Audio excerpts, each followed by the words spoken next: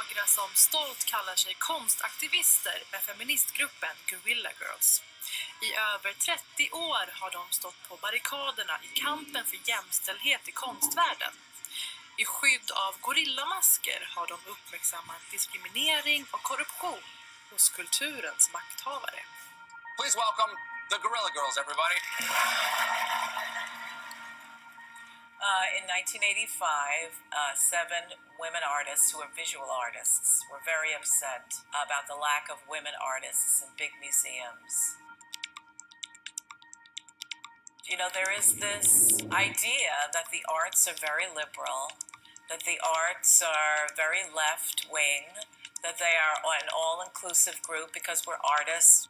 It's kind of a shock when you look at the statistics, and it's actually the opposite.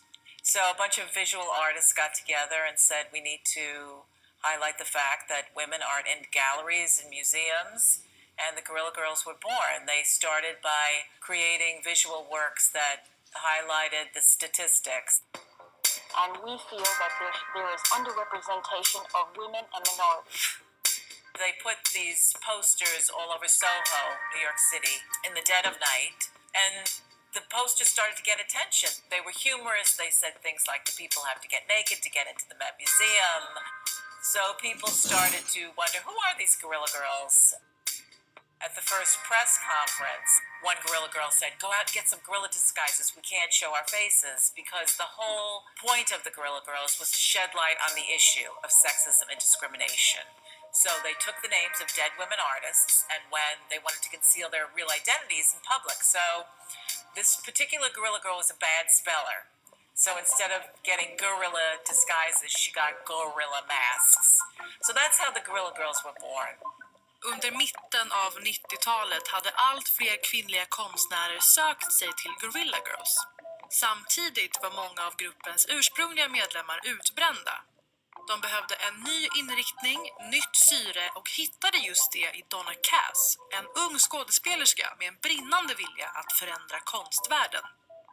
I am a theater artist. Aphra Behn was a 17th century playwright. She was the first woman to make a living as a playwright and a writer in the United Kingdom. I went to the first meeting. I took the name Aphra Behn, and I proposed to the Guerrilla Girls that we foray into another genre. So Guerrilla Girls started to attack sexism in the theater world in 1997. You know, I grew up in the 60s. I grew up in a very racially divided town. I grew up during the civil rights movement and the women's movement, the birth of the women's movement. So I really connected with all of those movements, and that really inspired me. Guerrilla Girls originaluppsättning splittrades år 2001. Ur askan formades nya projekt, fortfarande med målet att sprida kunskap om den ojämställda konstvärlden. Det är med ett av dessa projekt, Guerrilla Girls on Tour, som Donna Cass idag turnerar världen över. Slam, slam, slam. Hon skriver manus och regisserar en ny generation aktivister och bär inte längre sin gorillamask. The mask is a barrier between myself and another person, especially in performance. And I wanted to break down that barrier. I wanted to end sexism. I thought it's time for me to share the tactics of the girls with others. Maybe other younger feminists can take up the cause. Okay. And I think that because there's a lack of women's narrative in the arts, just the fact that I create a women's narrative is political to me. Good. All right, but with the music. Laissez tomber les filles, un jour c'est toi qu'on laissera.